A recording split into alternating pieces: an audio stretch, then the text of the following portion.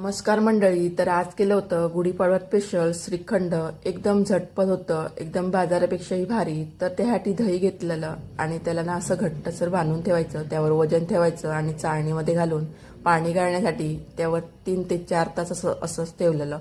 त्यामुळे छानसर घट्टसर आपला चक्का तयार होतो. तर इथे बघू शकता पनीरसारखा आपला तयार झाला आहे.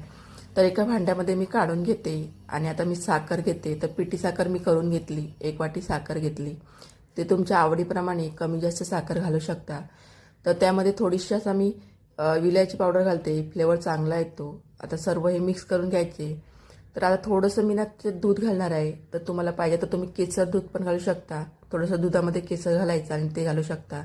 तर इथे तुम्ही प्लेनच दूध घातलं, 2-3 चम्मच असे दूध घातले आणि चांगलं असं 2-3 मिनटं फेटून घ्यायचं, एकदम क्रीमसारखं होत नाही तोपर्यंत. तर इथे बघू शकता चांगलं असं श्रीखंड फेटून घेतलं मी, चांगलं असं श्रीखंड तयार झालं. तर इथे मी 1 वाटी साखर घातली, थोडीशी राहिली साखर. तर चांगलं असं फेटून घेतलं आणि त्यामध्ये थोडेसे ड्रायफ्रूट घालते. तर काजू आणि पिस्ता घातले. हे तर ऑप्शनल आहे, तुम्हाला पाहिजे तर तुम्ही घालू शकता, नाहीतर असंही छान लागतं.